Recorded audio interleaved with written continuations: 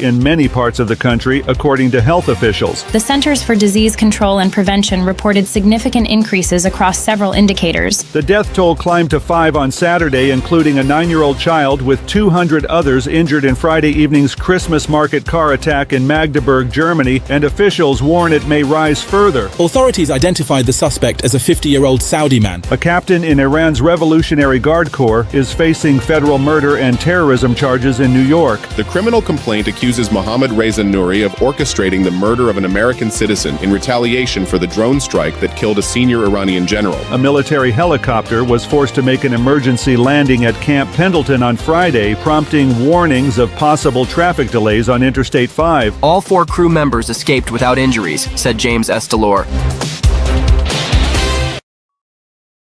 The opinions expressed on this program are those of the host or guest and should not be interpreted as statement of fact. Independent fact-checking and corrections are encouraged. Can we get a cup of coffee in here, please? That's a 0, man.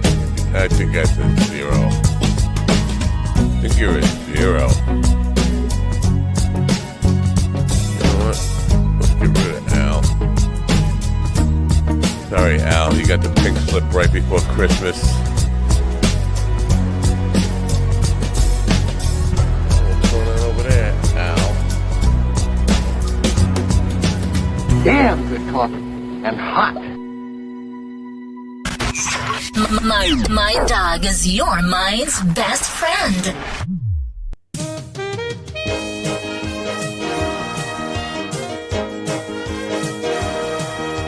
My dog is your mind's best friend. Wake up, America. You've got a dog that needs walking. That's right, sunshine. Just put on a big pot of strong coffee and get ready to type your little hate mail with your opinions about kumbaya and flat earth insanity. Stand-up comedy? You want stand-up comedy? Well, we've got sit-down comedy. It's time for Coffee with a Dog. I don't feel. You make me laugh.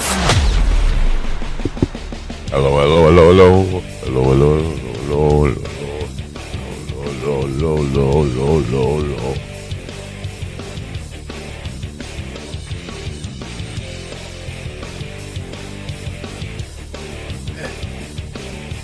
I'm drinking more wine than I used to.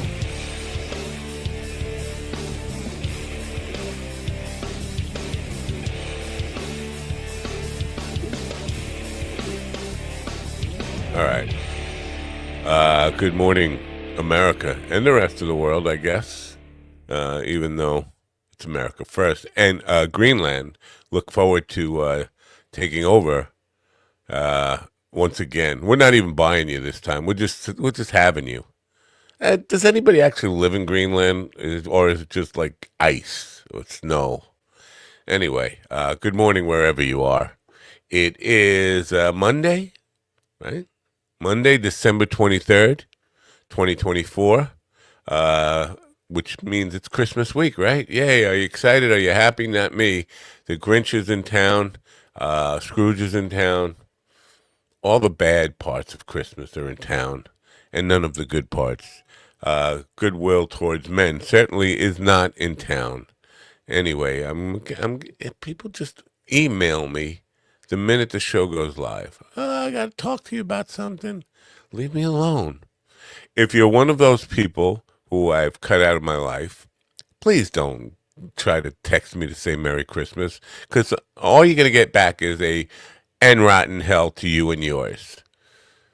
Anyway, we got a little snow over the weekend, not enough to really shovel, just to kind of make things rough, especially when you're trying to walk the dog down a hill.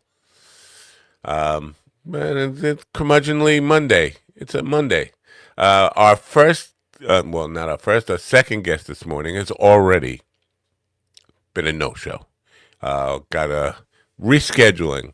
Didn't realize it was Christmas week on December 23rd. So he's rescheduled. He'll be here in January sometime. If I'm still here, if you're still here, if we're all still alive in January, he'll be here. But our we have a guest in the first hour, Win Schwartor. I think that's how you pronounce his name. You know me with names. And we're going to be talking about cybersecurity and AI and reality and all that kind of stuff. What it really means, what reality really means in the world of AI. Because what do we believe? Do we believe there are actually drones, or do we believe there are people who have After Effects or apps that can create videos that make anything look like flares in the sky, drones in the sky, I don't know, you name it, sci-fi movies in the sky? That's what we're going to talk about today. So, are you excited? Well, it's kind of a hump day off in the middle of the week. That's something to get excited about, right? If you got kids home from school, I don't know if you're excited about that. Me, here's the deal, okay? My wife, on Saturday morning, she said she was going to get Nick, our grandson, and bacon. Oh, goody. I'll have some of that. Where's the bacon? Huh? Bacon's on the beanbag chair. Why is bacon on the beanbag chair? And I go and I look on the beanbag chair, and there is a 300-pound kid. Who must be by him. You must be Bacon. That's the kid's name. Friend of the grandson. So it wasn't Bacon. It was Bacon. Not Kevin Bacon. Just a kid named Bacon. So I was very upset by that. I don't know why I brought that up. Must have been some reason I brought that up. But the kids home from school. When I was a kid, it was wonderful to be off for 2 weeks this time of year. But being an old curmudgeon, having kids home for 2 straight weeks and up late at night, they don't have to go to bed early for school, so they can stay up. And since when do boys have sleepovers with their friend Bacon? It's a whole new world, and I'm not ready for it. You know who's ready for it? AI is ready for it. Well, Opus Clips is part of. Well, you know what? On the Facebook stuff for Opus Clip, there are a lot of people saying that's not AI. But if it's not AI, what is it? I think it's AI. It's not like state of the art AI, but it will help you chop down your 3.5-hour podcast clips to 90 seconds of reels you could put out there to get some traction. I want to talk about some of that crap in a second too. But in the meantime, use our link that's in the description to sign up for Opus Clips today. You can sign up for free, try it out, play with your AI, and then you'll find out why AI is going to send us all to hell immediately afterwards with our first guest. Anyway, Opus Clips, see you.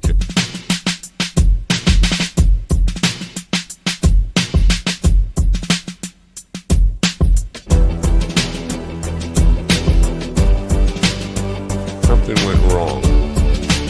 Last week, one of the updates to this dopey StreamYard used to be able to change the layout in the background. But no, not now.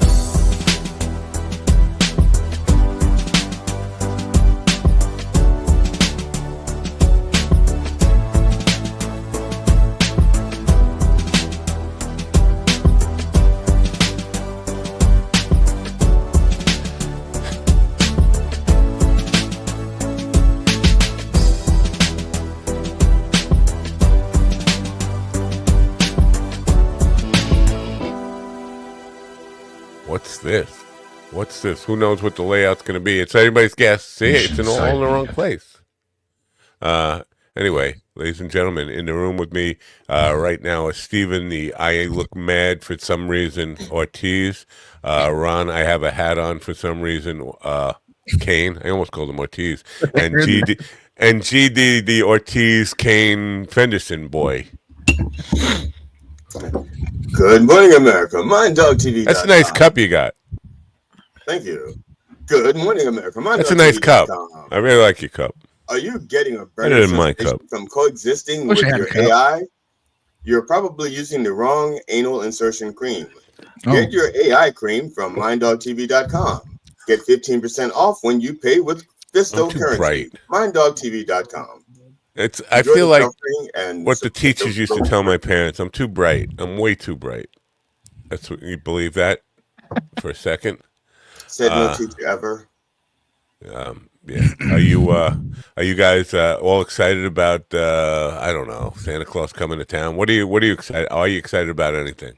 Fuck that fat bastard. Whoa. Takes one to know one. He only comes once a year, fucking nerd. Takes one to know one. Yeah, but when he comes, it lasts a whole year. So you're not singing Christmas carols? Because I plan on going to sing Christmas carols tonight to cheer people. Don't I look like the kind of guy who would come around to cheer you up singing? Welcome to Minucci's.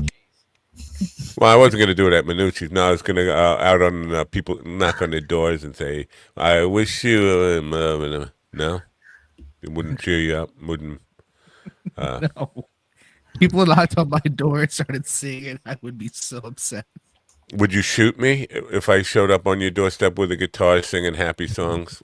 Maybe not you, not personally, but if you were a stranger, maybe. No, I just look. Working retail has ruined the holidays for me. Oh, amen. From 17 to 28, I worked retail. And Black Friday and the holidays, man, the same loops, the same 4 songs for 8 hours a day. The people being just terrible, nasty people.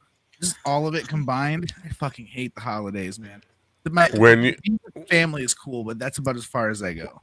When you worked retail, did they sell microphones in those days? Back in the and audio equipment? I don't know. I was just wondering if maybe you could have got a discount on something good instead of whatever piece of crap that you use there. Actually, what's nice about Christmas shopping right now is because, especially with online shopping, when you go out someplace, it's just busy more than anything now. But it's not like it used to be where people are like climbing over each other and shit like that. No, it's pretty mellow now. But it's that's what Black Friday's for. That's what Black Friday's for. And also that used to happen when there was like one something out there that everybody had to have. You know, back like with the the Tickle Me Elmo, the Cabbage Patch Dolls, all that stuff. When those things came out, but there's nothing out there now that everybody has to have. No, and that's exactly what I mean. Is towards the end of me working retail is when that shit like kind of ended. But up to that point, I had to deal with like the first iPhone launch. I had to deal with all the iPod launches. I had to wait a minute. All of that bullshit. Well, you were a kid when the first iPhone, because I'm thinking that was like 2008, 2007 or something. We were standing on 2008. I was 17 years old. Wow. So I was my first job was at Walmart at 17 years old. Wow, I was 117. And we had 250 people show up at like midnight and camp out for the goddamn fucking iPhone. Wow, I didn't go then. I'm just trying to think. I don't remember the last time I was in like a retail environment. It had to be at least 20 years ago. I just haven't. I just don't. And even when the iPhone came out, company I worked for, they went and bought it for me. I just haven't been in a mall or on a major retail store.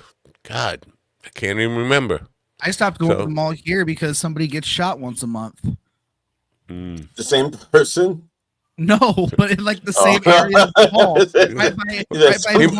He recovers quickly. It's always right by Blondie's Cookies and Auntie Annie's Pretzels. Somebody gets fucking shot right there every time. It's the sugar. It's the sugar high. Indiana's a crazy place, man. It's the Wild West. No, Indiana's fucking dumb because we have probably some of the laxest fucking gun laws. Like there's no registration required. You can go to gun shows and walk out with the gun same day. There's like background checks aren't required for personal sales. No registration or proof of sale is required. Like you can literally. I should stop by. Dude, why do you think people call? Like, could you go get me a gun and send me one for Christmas today? I absolutely could, 100%.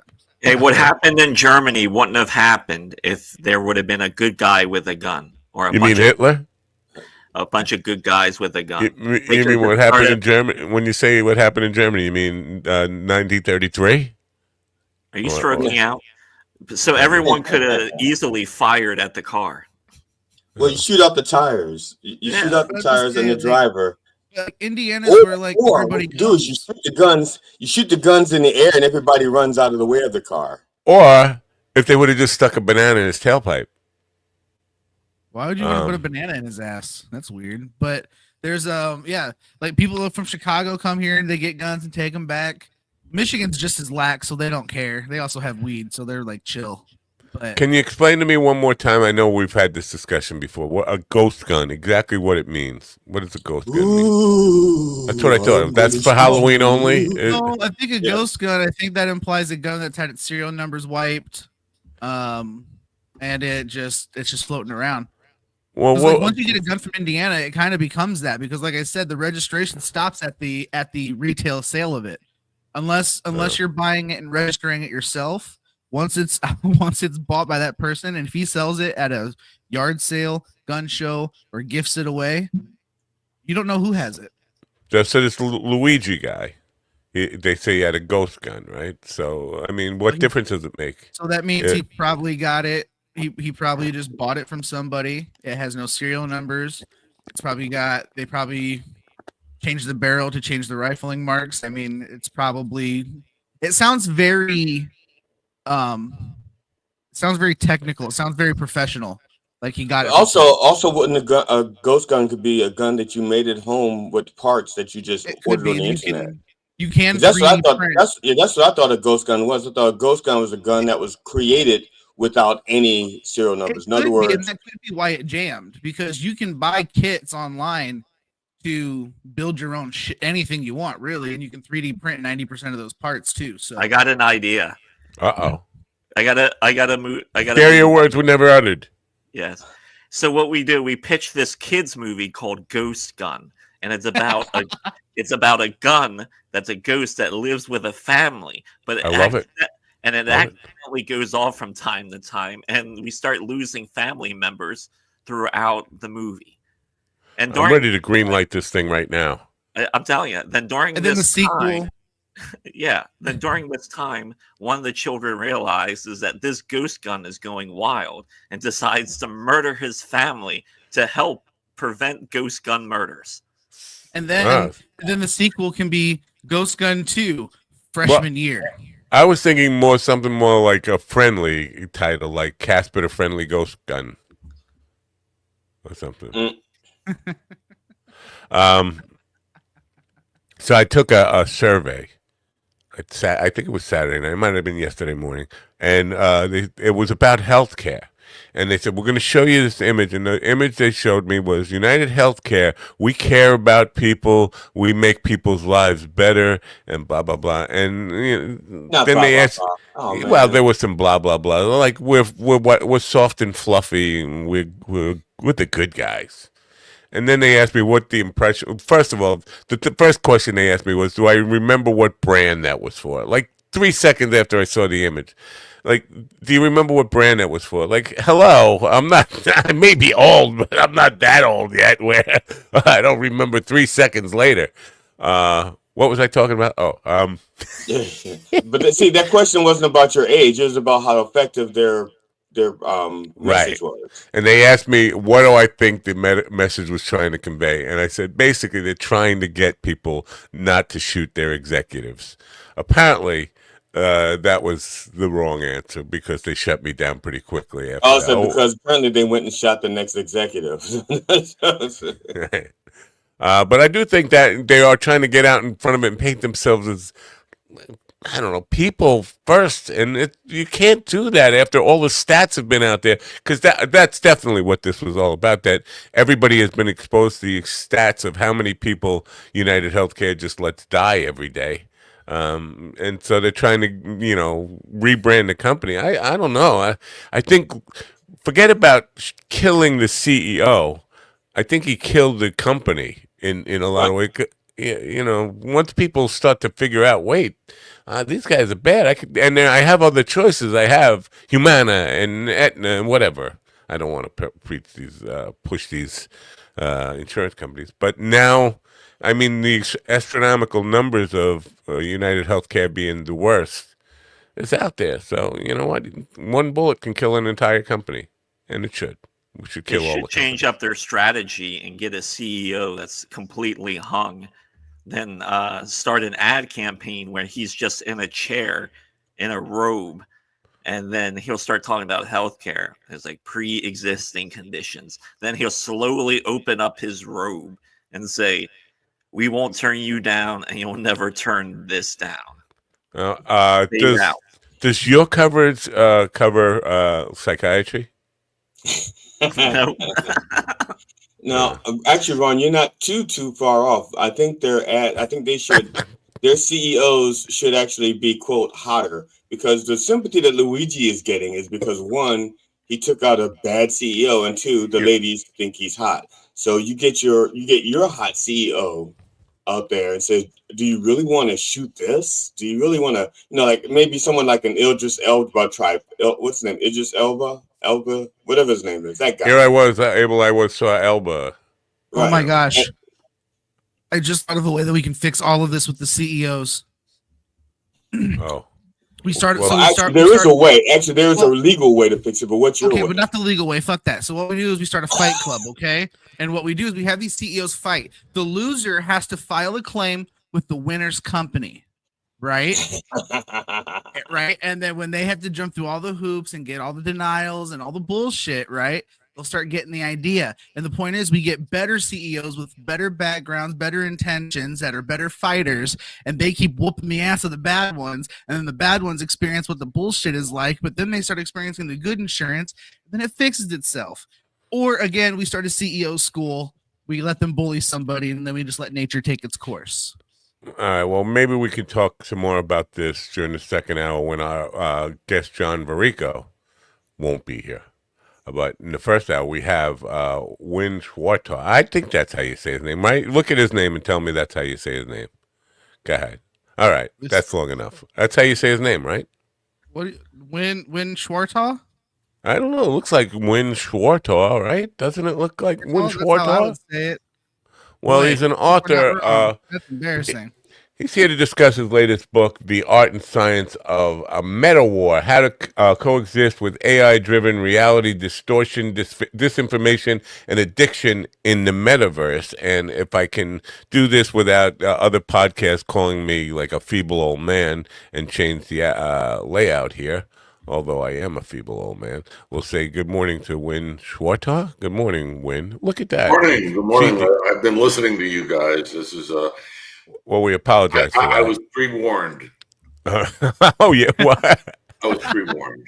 Now, have I said your name correctly?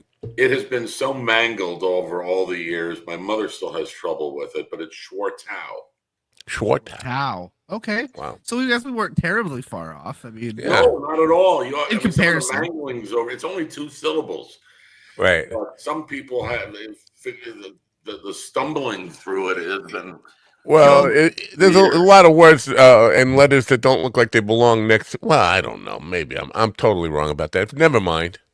I just have a question about the last name real quick. Was it always Schwartz or was it something else and it either got shortened or bastardized? No, that name goes back to the 12th century.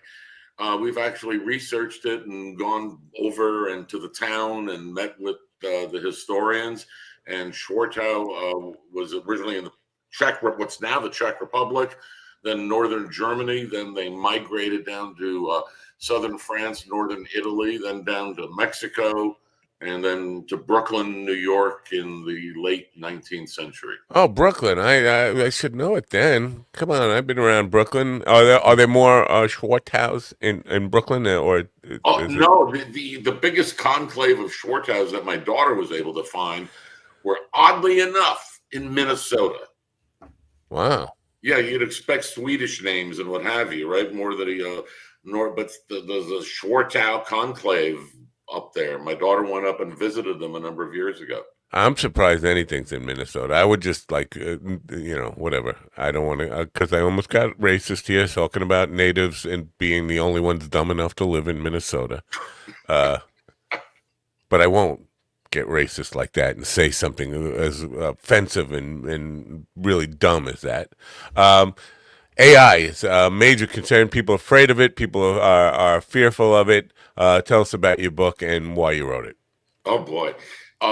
Originally, it was supposed to be a technical treatise on what the metaverse was going to be and looking at it from a security and privacy standpoint. And then as I got more and more into it, I realized that the new attack surface isn't so much the technology. This is the new attack surface that's we're facing right now, and reality distortion, and it's fueled by AI. There's a tremendous amount of science behind it, and I decided to try to put it all together in one place where the science is doing the ruling of what is really going on. We are a system. Computers are systems, but we don't coexist very well. And then the book takes off from there. Well, here's the problem. I don't know what the problem is. There's my opinion of what the problem is that AI is learning from people, and people are stupid. So it's artificial idiocy. Because even YouTube asked if I would allow AI to use my content to learn from. And I was like, well, that's not a good idea. I wouldn't suggest that to anybody to learn from me. But I'm finding that one of the biggest problems when I use AI for video stuff is people find errors. I did a piece on Heart, the band Heart, Heart, and it kept spelling it Heart. And all I did was, when I spelled it in the prompt, I wrote it correctly. But then throughout the entire video, it spells it Hart. Now, that's a small error. But those are kind of things that pop up all the time. The mispronunciations, the misspellings, it's one of the things we're talking about Stevie Ray Vaughan dyeing his hair. And everybody who was a fan of his said, what the fuck are you talking about? I never saw him dye his hair. I saw him 11 times. Where'd you get that from? I don't know. I personally think we're getting the old shit anyway. The AI that the public gets to play with, I think, is the real simple, dumbed down version of it. Because when you hear about these real advanced ones that are like lying to the creators, saying that it's deleting files that it's not to preserve itself, like when it's self-preserving, like that's the kind of AI I think that's really scary. Okay, my question is very simple. I hope is that the book is called Meta War, but your premise is about coexisting with AI. Now, to be honest, AI is not attacking us. We are using AI to attack ourselves. Well, it's coexistence with any technology. It doesn't matter what the technology is. People think that the metaverse is the three-body problem or Ready Player One or a holodeck. The metaverse is really any environment in which there is a storyteller that is providing a narrative that you believe. When you read a book, you enter into a good book, we'll say, and that you really enjoy, and you enter into it, and you enter into an alternate reality that you only become aware of when you want to grab your Coke or get some chips and you pull out of it. It's like waking up in the morning. You don't know that exact moment when you go to sleep, but you do when you wake up. And when you're watching a movie, the more immersed you are in the movie, you don't realize that you're actually not part of it until you are removed from it on your living room couch, the big screen, and you're grabbing for something. Then you see the whole room. So the metaverse is any environment at all in which a believable narrative is told and you become immersed in it. Well, I realize I'm not part of the movie when the ushers come to drag me out of the that's a whole other story. Past crimes. No, but I know exactly what you're talking about. I play Microsoft Flight Sim 2024, for example, and not a sponsor. And not a sponsor. And one of the things that they added was like a career mode, right? So it's a narrative driven experience where you're trying to build up your certifications and build up your blah blah blah. Yeah, I end up spending, because it's a 1-to-1 replica of the world, so I'll end up going in there and doing a true 4-hour flight for just by myself and just get lost in it. It's craziness. And that's just any good entertainment. All good entertainment helps you dispel belief. I mean, that's the hope. And so that's why I'm confused about the term meta, because I associate meta with, I guess you could say AI and stuff of that nature, but not a book that I was not a book or a story that I just made up to tell my kids at nighttime, bedtime.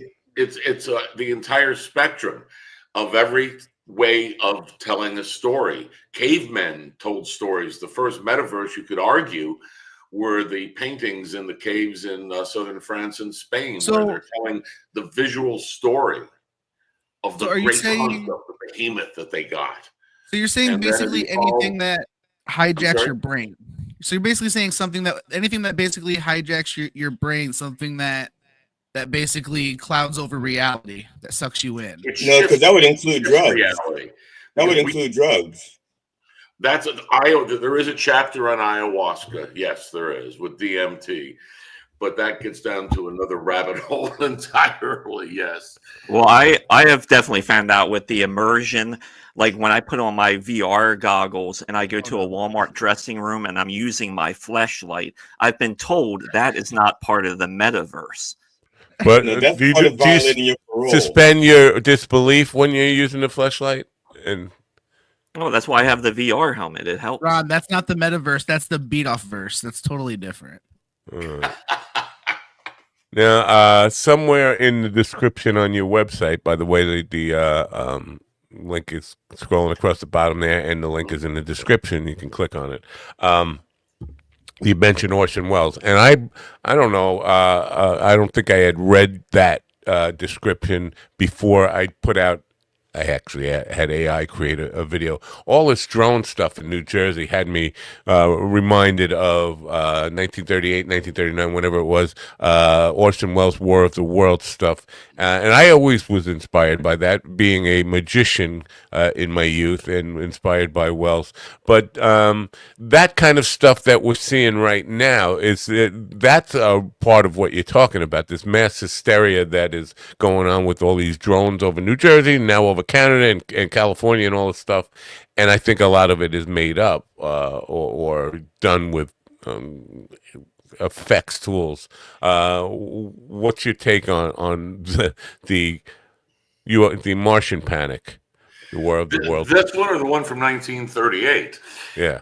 They're both the same. In this case, I'm not going to speculate as to WTF it actually is.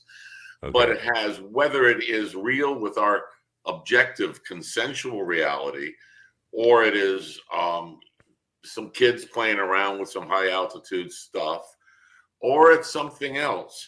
Doesn't matter. We are still, as humans, being impacted by the information. Humans were never built. We were not created to survive information or technology.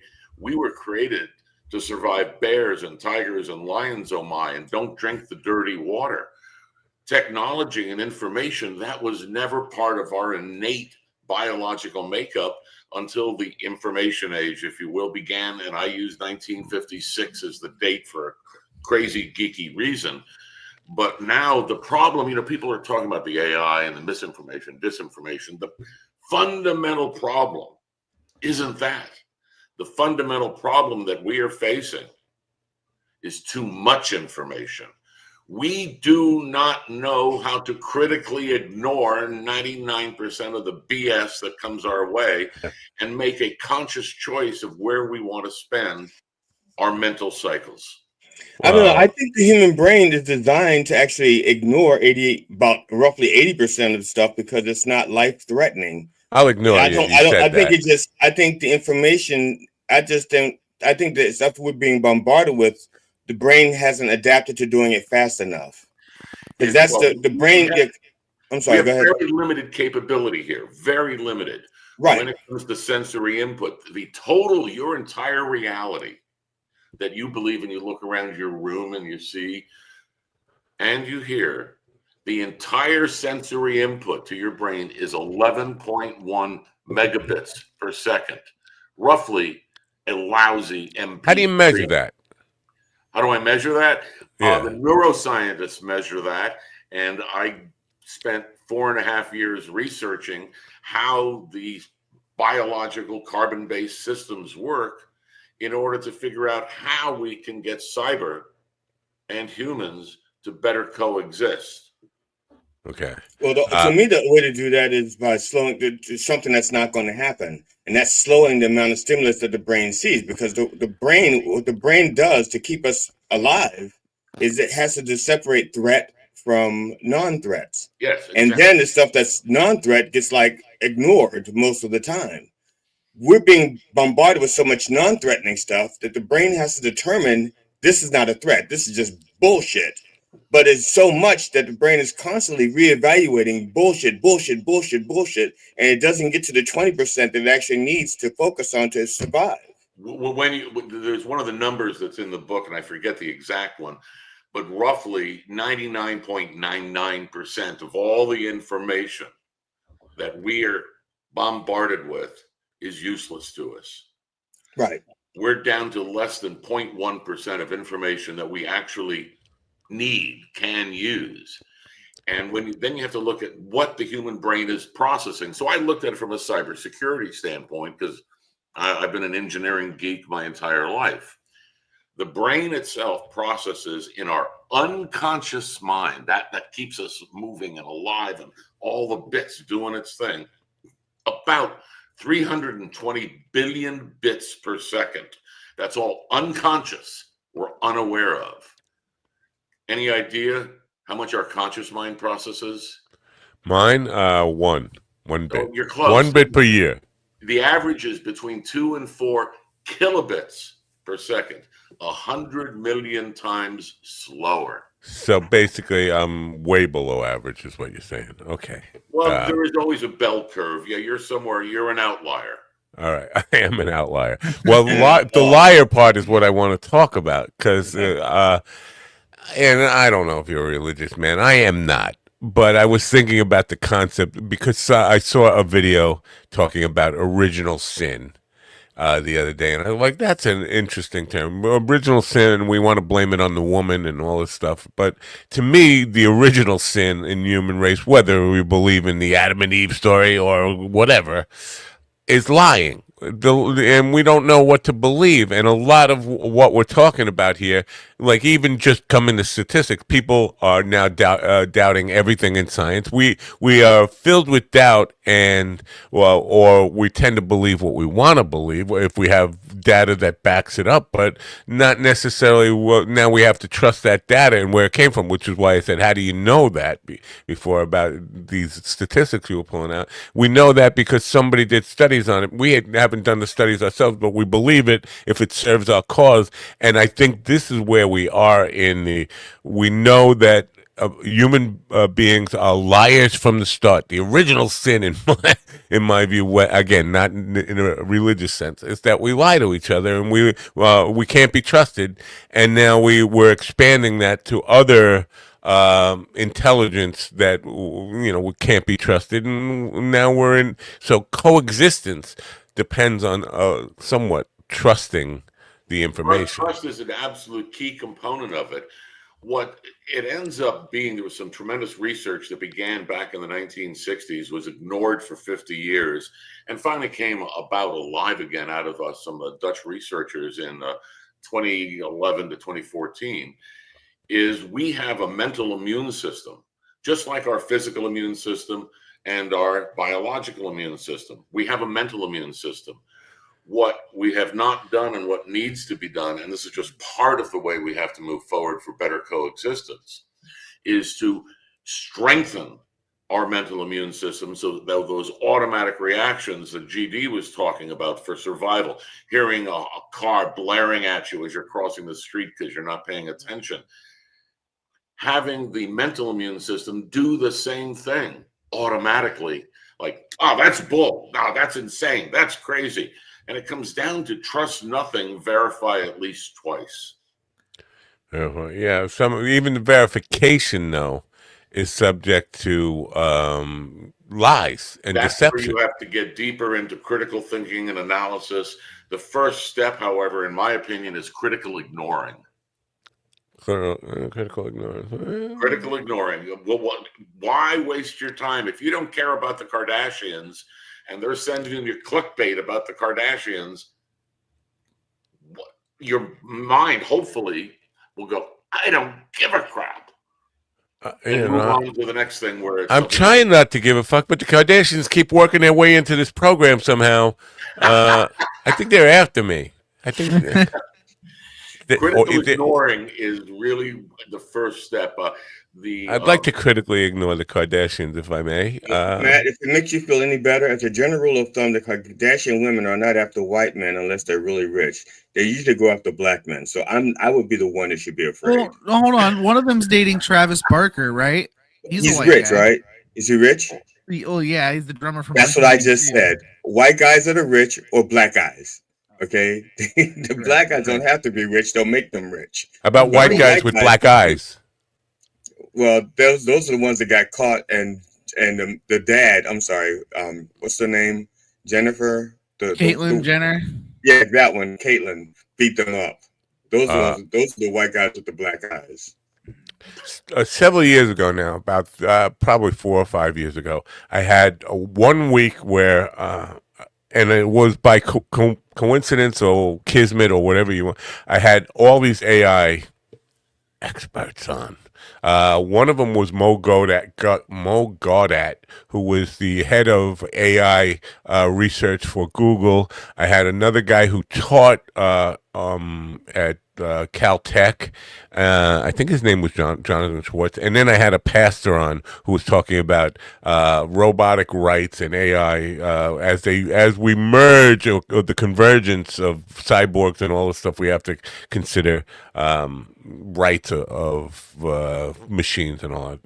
And the biggest argument of that week was whether AI was really artificial intelligence, because there was at some sense everything is programmed, even if it's programmed just to learn. How does it learn from? So have you looked into this, where, because it's built on learning models. Again, YouTube asking me if they can learn from my content, the learning models from it, but all that needs to be programmed in as far as how a machine learns, right? So is it really intelligence, or we just labeling it that? We're labeling it that because it's a great soundbite that goes back to science fiction from 60, right. 70 years ago.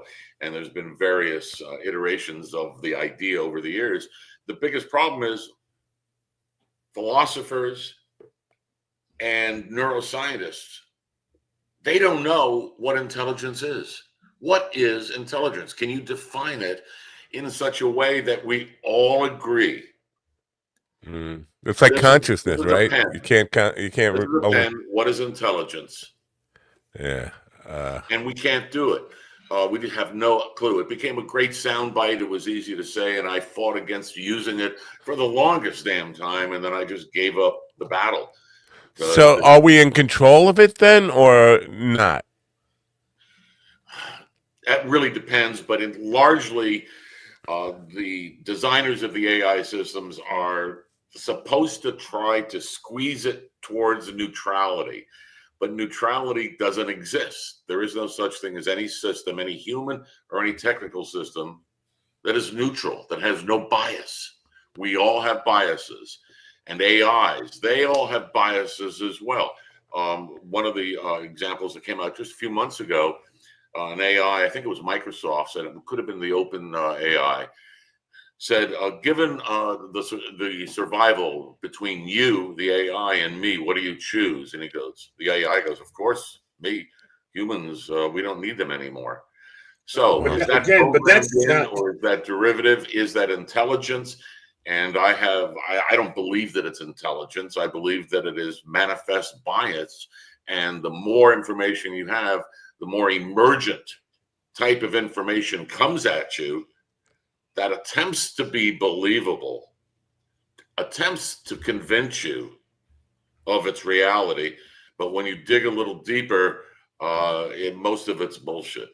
Yeah. I don't think that AI started off with, let's call it a bias. I think of it as kind of like a pair of roller skates. When you get a brand new pair of roller skates, they will do you have to break it in. They're kind of stiff, but they behave a certain way. They have certain rules they apply, that science applies to it. But after a certain wearer uses those roller skates, it may start to give a little more to the right than to the left because you're making more right turns than left turns. One wheel starts to get smaller than the other, so it starts to look like it has a bias, but that's only usage. And the skates have adapted to the way it's being used. So now the skates seem like, if you just roll the skates now, it seems like it has a bias. And that's how I see AI. It's the way we're using it that makes it appear to have a bias. But if and the way that it is programmed, the programming of the LLMs, large language models, every designer has a bias. Should we tilt it this way a little? Should we tilt it that way a little? And then you have data bias. Can you give me any piece of information, any piece of data that is unbiased, that is completely neutral? Perhaps a number. Not the math. Yeah. And I have a text here from Minnesota. I think it's all the Schwartz house that live there. They said, black guys don't know about skates. Why are you letting this guy go on about skates? Okay, first of all, this black guy knows a great deal about skating. Okay. Oh, yeah? You're a hockey player, are you? No, he used to do it naked when he was in the He's in the NHL and the we know the NHL, but the NNH and NHL. No. That is so inaccurate and so inapplicable and so racist and so stupid. I know. So why would it be inexplicable if it was so racist? You would be obviously explicable. No, you're so inexplicable. GG, get offended the right way. God, idiot. What? I'm sorry. I've derailed my own program. No, I'm not offended. I'm just amazed. I didn't know you could even go that way. No, I didn't say that word. I just put it on autopilot. Yeah, and I wasn't even talking about hockey, although I can ice skate as well. But I grew up with roller skating, from the age 4 or 3. Really? Kindergarten. I heard you used to sing Brand New Key by Melanie, but didn't get the metaphor or analogy. I'm sorry, where were we? We were talking about, AI. Last week we had a guy who was AI. Wait, the guy was AI. He was a convergence. Len No. Yeah. Len No. He's working on transhumanism. Yeah. You know about him. Oh, Len and I have been buddies a long time. Oh, really? Small world. What do you think about that whole because coexistence? I'm sure you weren't thinking of it in a single body coexistence. You're talking about in the world on planet Earth, coexisting on planet Earth, not in one single body. What are your thoughts on this transhumanism? Well, is a pacemaker transhumanistic in order to keep you alive? Yes. I suppose. Okay, that's step one. And then an artificial hip. Yeah, so I guess so. What Len and others in the transhumanist world are doing is adding additional non-traditional human capabilities. He can walk around and he's got the sensors and all of the stuff that he's a walking, talking, what we call penetration system. He can break into computers just with his body. So it's really more, from my view, I touch on transhumanism, but it's really about dealing with information, too much information, and letting your brain settle down. What Len is doing is a very conscious, hyper-aware experiment very early in the transhumanistic movement.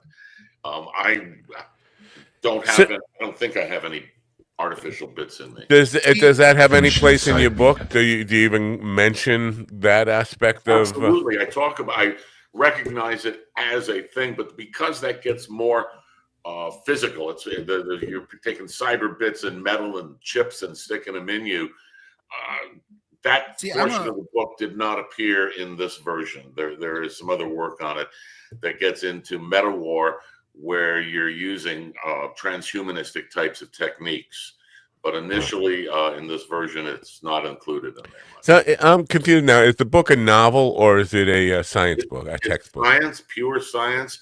There's 600 footnotes for people that really want to get into it, a reading list of 300 books.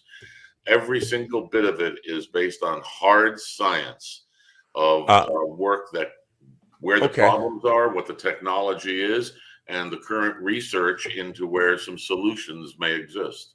So it sounds like if a person has a footnote fetish, this is the book for them. Well, that would be wrong. If you're into science and you want to make sure that I'm not spewing some bullshit and that I actually got the information from the correct places, that's why it's all there, because of that exact reason. So people that want to doubt, who are skeptical and want to go through that, believe nothing, don't believe when, go verify. And that's why there are so many paths to verification for people. And I invite people to find errors. Do your own research, man. No, that's all. No. When you do your own research, that is ignorance speaking. I'm sorry. I know. That's why I said it like so stupid like that, because this is a common thing where Ron, you're people. muted. We see people like Elon Musk even just came out talking about citizen journalism. I'm like, that's not journalism. Sitting on your ass Googling something is not journalism. I don't know. What he's referring to is he wants people to go out with their phones. I know what he's referring to, but there's this not just him. It's epidemic in society that we think digging for information means sitting on your ass and Googling stuff. Real information gathering requires you get out of your chair once in a while, and actually or at least take the chair with you when you go out. I'm sorry. Which is what Steven does. I know. I touched the nerve. He couldn't feel it, but I touched the nerve. I just got a text from the AI that I've been using, and it just sending your parents a letter. Tell them you're a whore. No, that was me that sent you that. That wasn't me. If I may go back to the book for a second here, because you did quote Orson Welles and the power of storytelling. Any I don't know, inclination to maybe write it in a novel or storytelling format that would probably or possibly make a bigger impact, because you are definitely making the case for the impact of storytelling and how that can be a really influential tool for people. Any inclination to do it in that format? I wrote one novel. It was back in 89 or 90. It was a prelude to the original work I did on information warfare, cyber war, and cyber terrorism. I'm sorry, you said prelude, not quaalude, right? And I get excited when I hear quaalude. Back in those days, when I was testifying before Congress, they said, Mr. Schwartow, why would the bad guys ever want to use the internet?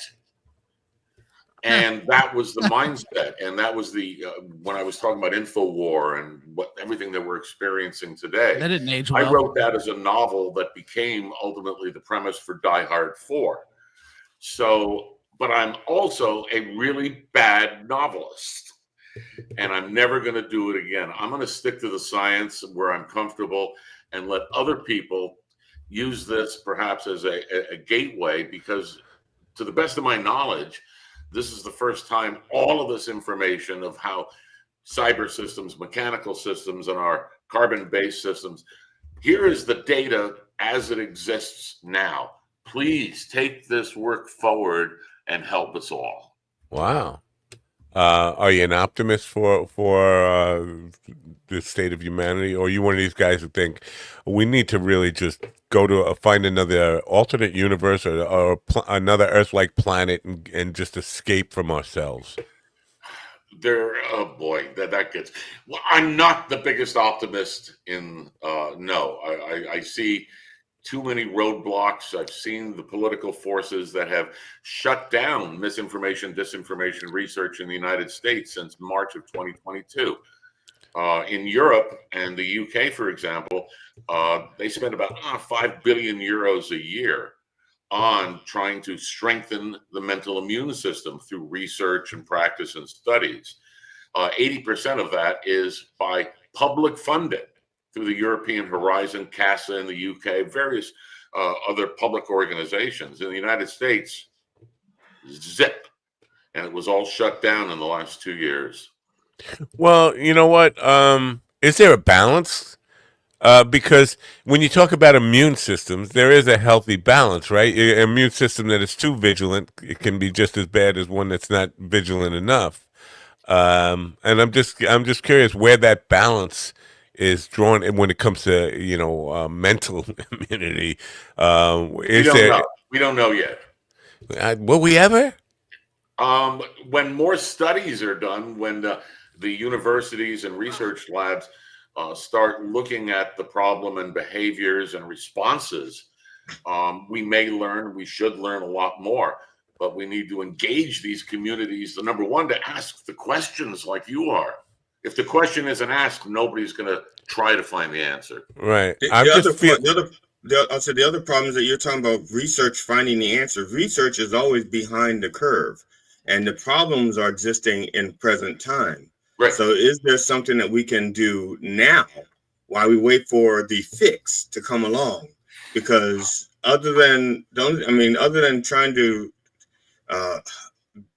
I guess teach people that they need to be more vigilant about what they put in their ear space. I can't see, something we can do now while we wait on the answers to be presented. There are several things that are being done right now that have been shown to be very, very successful. This is the work that came out finally from Cambridge University, and it's called pre-bunking. When you're arguing or having a conversation with somebody on the other side of whatever the issue is, and if they have a fully vested belief in their position, you cannot debunk them by and large, because evidence won't matter, because their belief system overrides the evidence. And that's all part of the meta-war thesis and how this happens to human beings. So pre-bunking, though, is helping the mental immune system to become attuned to the potential of BS. Let me suggest that your audience does a couple things. Number one, look for MIST out of Cambridge. It's the Misinformation Susceptibility Test. Take it yourself. What they have found, and there's a whole series of these that other universities have put out as well, you go through this game, and that's all it is. It's a simple game that is not about politics, not about religion. It's about thinking. And they have found that people, after the first playing the game, just the first time for 7 minutes, there is a 51% increase in their ability to automatically detect BS, to become more skeptical. So there are some techniques for that. Your audience should also look into critical ignoring. There's not a whole lot on it out there yet, but it's an area that in Finland, for example, they are teaching critical thinking and critical ignoring to toddlers by using fairy tales. Wow. And from an adult standpoint, we can see, is that real? Is that not real? But as they're teaching the kids, it's how to be skeptical, how to analyze, and come to some sort of cogent decision. Skeptical versus cynical. Because that's one of the things. A curve. That's a spectrum. Yeah. When I've had the paranormal people on, I always say that I start out by saying I'm a hardcore skeptic. I sometimes veer off into the far part of that spectrum, which is cynical, which I don't want to believe. Is there a danger of being too skeptical? Well, sure. Listen to that, Jordan Peterson just came through. Drinking too much. There's a danger of driving too fast. There's a danger of you saying the wrong words in public. Everything is on a spectrum of too little, too much, and then we all kind of hopefully are striving to be somewhere in the middle, be somewhere rational and reasonable. And that is a pendulum swing that we're never going to completely conquer.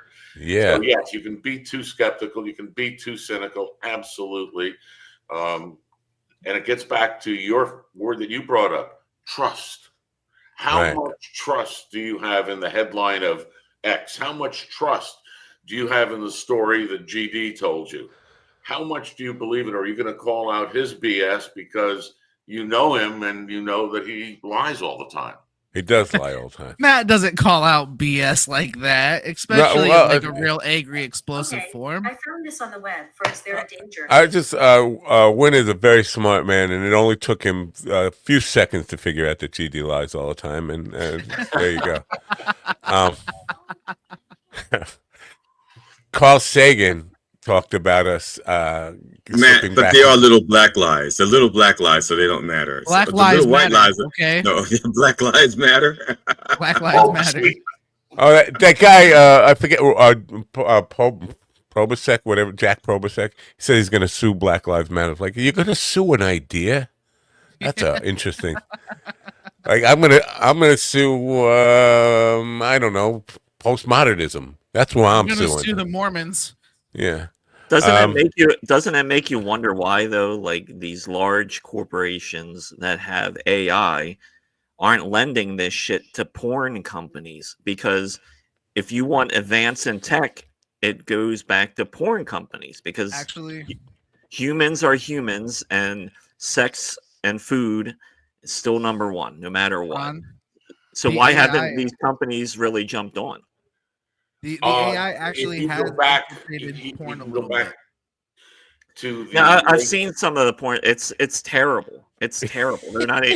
You can get apps where you can create like girlfriends to talk to, but I mean, we haven't seen like a real evolution in this yet. I think the peak of it is the some of the videos where they AI impose celebrities' faces on people. No, that's just the beginning. I'm talking like real AI sex, and we haven't even scratched the surface yet.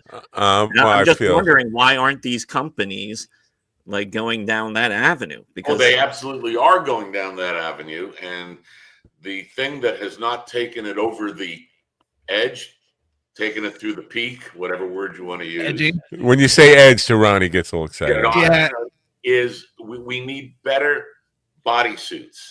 When the bodysuits are made more precise, so that there is an interaction between the visual and the response, where the visual triggers a sensory input physically to the observer of it, then you will have, that's killer app. Once those I equate it with, because when I first got the white weed from the dispensary, I went to my former weed guy from the black market days and said, well, he turned out he had it for like 15 years. He just wasn't letting me know about it. So to Ron's point about, I think all these companies are keeping the really good porn AI to themselves. They're not sharing it with you yet. See, I'm waiting for the holograms, because I want the holograms with the physical touch. They have them. That's what I'm saying. They're just not sharing them with you. The bodysuits, like, come on, man. If I'm in the mood, the last thing I don't even want to put on a condom, let alone a full bodysuit. All right, that's enough of that. Where I was going to go with the Carl Sagan quote about us slipping back into the dark ages. I do think people are rejecting science in a big way, and rejecting education. I saw a thing, and this is not new, on Facebook the other day about the kid who went to school and got $100,000 debt versus an apprentice and all this stuff, and they were basically just trying to say, don't get an education. Education is bad for you. Look at the kid with no education. He's doing so much better than the kid who went to school and got himself all this debt and can't find a job and all this stuff. And there's this whole idea about knowledge is bad, education is bad, science is bad. So the challenges of writing a science-based book to teach people in an era when people are wholesale rejecting science. Yes or no?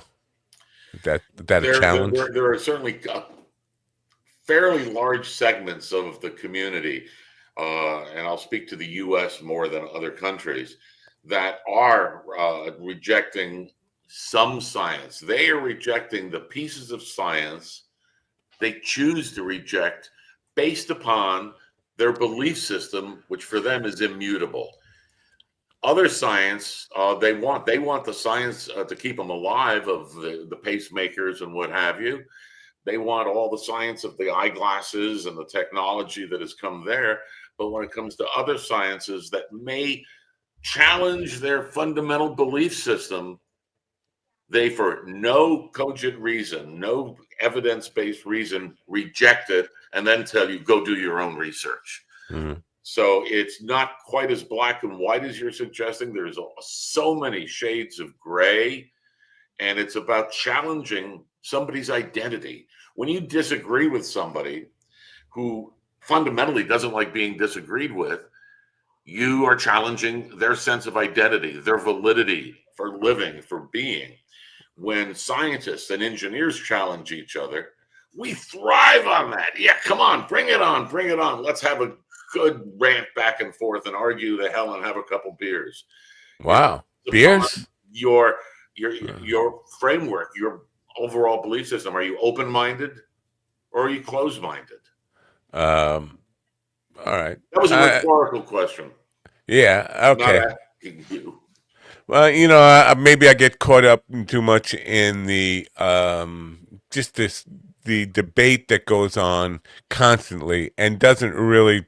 I don't know. I feel like there's not enough. People will say, "Well, I care about science. I care about real science. Your science isn't real science." It's like, well, we can't even agree on what real science is anymore. Science is the scientific method, which says that there is always room for improvement, and whatever claim is made must be reproducible by a third party, at least one, preferably several, especially with hard science. Because the Higgs particle that came out, 2012, that was honest to God, real science. And then it got called the God particle because it was cute. The media picked up on it, and it's not the God particle, really. But the amount of science that it took to validate the initial findings before scientists publish, they want it validated by peers, and that gives it increasing strength. But the other problem that some of the non-believers, non-science kind of folks have is, it's just a theory. Well, they don't know what the word theory means then. Right. And they don't know the difference. Like people say there's a conspiracy theorist. I don't believe that. It's a hypothesis. It's a conspiracy hypothesis. Right. A hypothesis has no evidence. Theories have a degree of evidence. Yeah, no, I've gone down that road of trying to explain to the testing something has to go through to qualify as a theory, and people they just tune out, which is kind of exactly the point I'm making about this book. Is people don't even have time or the energy or the interest to learn about what a theory truly is, and they get if you bring it up. Sometimes they'll get angry with you, like, "Oh, you're just being just a stickler for syntax and all that." No, I think if you're going to use words, you really ought to understand what they mean. But to try to now have a conversation about science and coexistence within our understanding of science, and you're talking to people who don't even have the patience to really deal with what the word theory really means. Where it's a challenge, an extreme challenge of having this conversation. Do you agree? It is such an incredibly huge topic. That's where it gets into the addiction. How are people addicted? How are belief systems created? What is reality? And the thing that most people are surprised at when they get into the simple portions of the beginning of the book is how our sensory systems create our reality. And that the vast majority, I'm going to say 90+% of our reality is a memory that the brain seems to gather over a period of between 33 and 300 milliseconds. And people have real trouble with that because there is no such thing as now. And science knows there is no such thing as now, but we are being fooled by our own internal systems to think there is a now. Our now is 250 to 350 milliseconds in the past. Well, now you've confused me because now I don't know if it's time now to end this segment or I'm waiting for the other now that's not going to show up because there is no now. Yeah, actually, you've missed You're that asking now. the right questions. You've missed that now. Then that now is gone. It's not now anymore. No, not now. Then. I didn't miss it now, right? No, you missed it then. You missed it then, but you're still missing it now. Is there a then? If there's no now, could there be a then, or does then not exist? Be a then, there could be a soon, but there can never be a now because now is always fleeting. It has to be a then because otherwise we would lose all of those if-then statements if there's no then. Well, not now. We wouldn't. So you got it. You get it. Perfect. You've encapsulated the entire book. Great. Now my legs and brain don't work. All right. Well, we appreciate it. The book has a very long title. It's called The Art and Science of Meta War, How to Coexist with AI-Driven Reality Distortion, Disinformation, and Addiction in the Metaverse. It's written by... To be honest, I like that title. The only change I would make is when you write the sequel, you make it The Art, Science, and Business of Meta War. Because there's plenty of business in there talking about big tech, ad tech, and don't forget, he who controls the technology controls the narrative. See, I can't even control my bladder, so I'm out. Well, that's why Ron's concerned about them not sharing the good AI porn with him. And that's normally what my mom would say to my dad when she was using the vibrator on him. I control the technology. I control the world. You sure that was your mom? Anyway, it's now time. Well, it's not now, but it's time to end this segment. Win, I appreciate you being here. Good luck with the book. I'll get the book and I'll read it, and I won't understand it because it's way over my head. It's written in English. It's English. It's simple. The science is broken down, and you don't have to go to all the footnotes. You don't have to use them there. That's for the skeptics. But I have to understand what a theory is, right? I do need that. I think I talk about that early on, but I did my best to be non-political, non-confrontational, and look at it from as neutral a standpoint as possible. All right. Well, thank you. You don't have to know what a theory is, but in theory, you have to know what a hypothesis is. In theory, you do. In theory, have you tested that hypothesis? I did. Not now. You haven't. My doctor tested it. When? All right, let this poor man go. Jesus Christ. All right. Win, have a great day. Merry Christmas. Enjoy the holidays, even whatever. Thank you so much, Win, for this Happy Hanukkah, Kwanzaa. Anytime we can explore any of these areas once you read the book and figure out a little bit of what I'm talking about. All right. I'm gonna I'm going over to Len's house and getting some chips put in my brain. Have a great day. Thanks for being here. Thank you. Bye for now.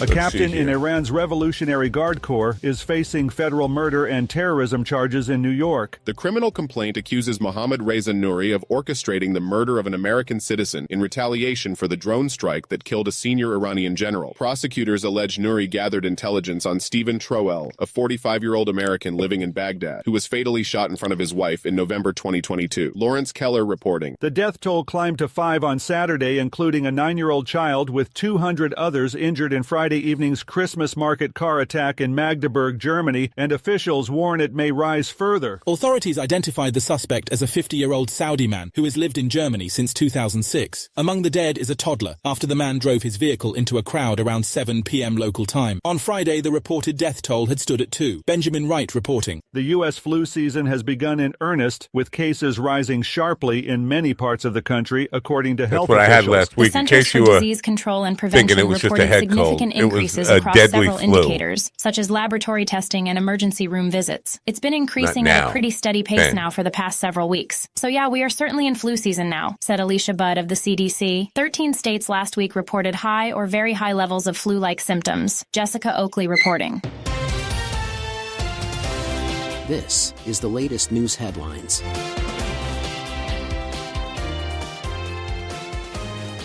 An Arctic blast has gripped the northeastern U.S., bringing icy and snowy conditions that have disrupted flights and delayed travel. The coldest air of the season swept through the east and northeast over the weekend. Fenway Park near Boston received at least 6 inches of snow, while parts of western New Jersey and eastern Pennsylvania saw 1 to 4 inches. Temperatures dropped 15 to 25 degrees in parts of Minnesota and Wisconsin, and fell by 5 to 15 degrees across much of the Midwest. Jim Kender reported. A military helicopter was forced to make an emergency landing at Camp Pendleton on Friday, prompting warnings of possible traffic delays on Interstate 5. All 4 crew members escaped without injuries, said James S. Delore, spokesman for the 3rd Marine Aircraft Wing Communication Strategy and Operations. Around 4 p.m. local time, a U.S. Marine Corps CH-53E Super Stallion belonging to the 3rd Marine Aircraft Wing experienced an engine fire in flight, S. Delore reported. Kevin Sanders reporting. Shares of Trump Media and Technology Group fell during midday trading after President-elect President-elect Donald Trump moved his holdings into a revocable trust according to a regulatory filing. Trump transferred nearly 115 million shares, valued at about $4 billion on paper, in the parent company of the Truth Social platform to the Donald J. Trump Revocable Trust as a bona fide gift, per the Securities and Exchange Commission filing on Thursday. His shares represent more than half of the company's stock. Liam White reporting.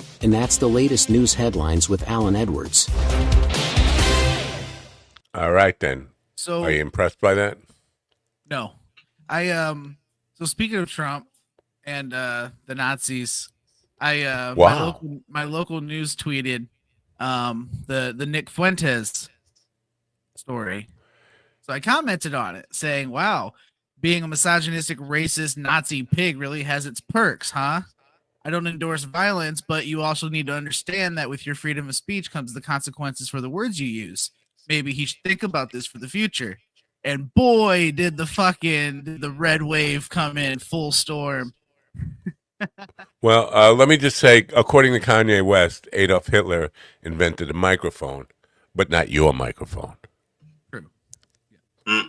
So, so yeah, it just made me giggle. And then somebody came in and was like, wow, way to just prove his point, because all they did was just go for personal attacks. They didn't want to have a conversation. Of course. It was, so somebody was like, wow, you guys really just proved a point. And I was like, yeah, thanks guys. Appreciate it. Like, what? Yeah. On the Fuentes thing, remember I said that the guy got killed, the guy who showed up at his house was killed, and you guys, I think, correctly assumed, but in factually it was incorrect. But you assumed that it was, if that would have been a much bigger story, we would have heard about it by now if the police killed the guy, right? But it turned out to be true. The cops did kill the guy. Yeah. The cops chased him. He ran into a neighbor's house, shot their dogs, and ended up eventually getting into a gunfight with the cops, and the cops killed him. Now, I'm just wondering what happened to his crossbow in the meantime. I mean, it was probably left. He probably didn't pick it up to take it with him, right? He just left it on the steps. He just left it on the steps there. What's crazy though is the point I was going to get to is these people in the fucking cult are so just like on the attack at people, like even in innocent places, like on comicbooknews.com's Facebook page, they posted pictures of the new Superman and the old Superman, right? And everyone was complaining that it's not Henry Cavill. And I was like, everyone needs to calm down, all right? Just because you want to see his bulge doesn't mean it's, the new Superman's not cool. Oh my God, every person that came into that to shit on me, I clicked on their fucking profile. They all have Trump, like, profile headers, or, their Facebook page is just full of just jerking off on Trump, man. I'm like, why are you guys being so, they're so hateful all the time, everywhere. Like, it's crazy. I get it, because for the most part, aren't Trumpers, like, anti-Semitic as a general rule of thumb? Yes. And Superman was Jewish, right? Superman was Jewish. I don't know about if he's Jewish, but No, he was Jewish. 158 people have commented on this, on my comment, just shitting on me. And it just everyone I've clicked on has been a Trumper, like a blatant Trumper. And well, you didn't give him the right information. It's like, yeah, he's not gonna be Superman, but that sexy piece of man meat is rumored to be Wolverine. I said that, but they didn't like that. They said it doesn't matter. They said the Henry Cavill Superman was superior. Look at his suit. Look how he's built. And I'm just like, you guys, like, literally the biggest difference is the new Superman. You can't see every ripple in his muscles. You can't see the veins. Ron, have you asked your doctor if saltpeter is right for you? Saltpeter? Saltpeter. Wasn't that a Pointer Sister songs? I got a man with such a crazy name, Saltpeter. Saltpeter. Wasn't that? I don't know. I'm not a big fan of Crack the Sky. No, talk about the Pointer Sisters. Well, I mean, it's soft right now. I can feel it right down my leg, so everything's good, guys. I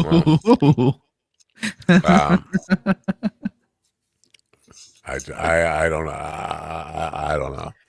Bear Love will be with us on Friday. Are you excited about Bear Love? Yeah, should be interesting. I'm excited to see how you handle that. Have you met him? Oh, you're not. What are you not going to be here? What do you mean? What are you I'll be here. I'm excited to see how you'll handle it. I thought he was your buddy. I thought you and him were like tight. Like we're not. No, we've met in person twice. We've chatted on Facebook a bit. I would say we're well acquainted. Well acquainted.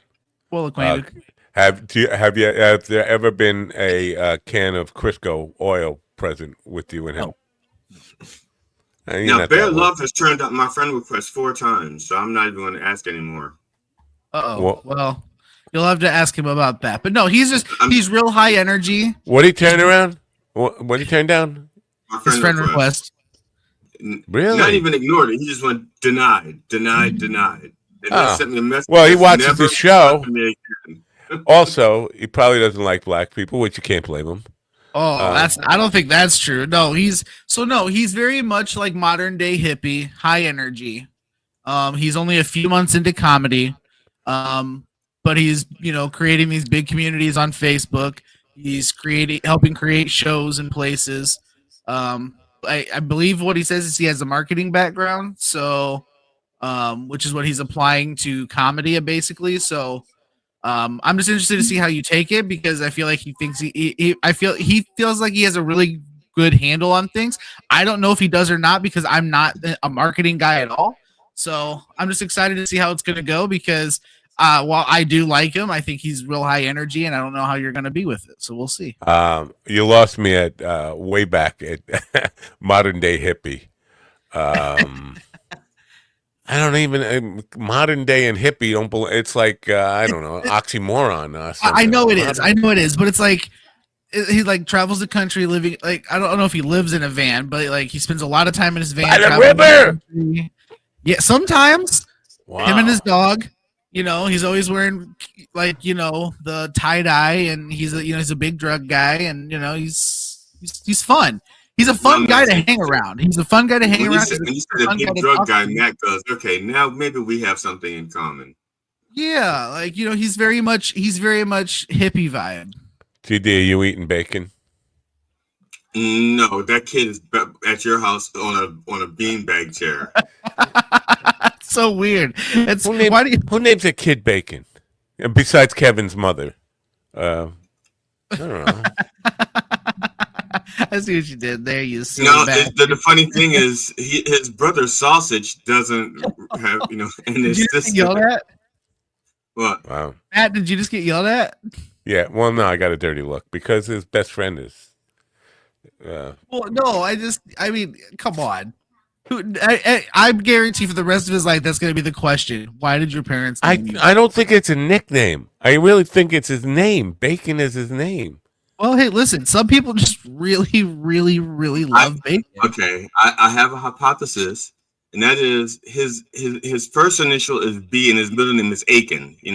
So that's why they call him Bacon. It's like his name is like Bradley Bertram. Aiken. Yeah, like Bradley Aiken, and they just call him Bacon. That's my hypothesis. I have no information. I've never seen this kid. I don't even know how he spells it, but that's just what I'm going with for now. I bet he saw his name on a piece of paper, and they they just put like his first name with the initial because he goes by his middle name. So they went like B. Aiken Smith, and he was like, "Hey, Mom, look, it says Bacon," and it stuck, and they just called him Bacon every day for the rest of his life. I can't imagine going through like school and not getting bullied over that. Well, that's the reason why he didn't get bullied, because his sister is 2 years older, and when she went through school, she had the name Potbelly. So well, he's man sized for a 13-year-old kid. He's fully matured physically, so that definitely, even if he gets bullied, nobody. Any fucking creepier, Matt. I know. Your voice got deeper. I could. Got real slow. No, I could have said he's well endowed. I could have said he's well endowed and fully matured physically. No, it was just like you were just like I could always go one notch more creepy. But how do you know how much money his parents has left him? He may not have an endowment at all. That's true. I don't think his parents left him any. Why would he be sleeping in my house? Think they left him any bacon? If he had a family, if he came from a family of money, he would not be sleeping in my house. Yes, you're talking about his endowment, and he may not be well endowed. Or he could be inheriting the bacon. No, I didn't say it was well endowed. I said if I wanted to go one step creepier, I could have said that's that. what I'm saying. I didn't say it would be true. Guys, I'm saying we are dedicating way too much. That's why I'm glad you didn't go there, because you don't know. That's why I don't know. I could. That would be more creepy. You'd have to admit that it at least would be a little more creepy, and that's the whole point. Is could I make anything more creepy? I could make anything more creepy. Just add a little Crisco. You're good at it. You're good at it. You're good. That was my point. You're not as good as Ron. Ron is like the master. Ron doesn't even put any effort into it. It just comes naturally. He's like Eddie Van Halen. Like Dweezil Zappa talked about Eddie Van Halen. He's like, he doesn't work at, he never worked at playing guitar. He's like a puppy running in the field. It just comes naturally to him.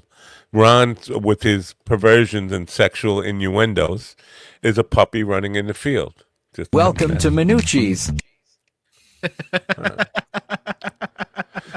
I do have some showbiz. I know you do.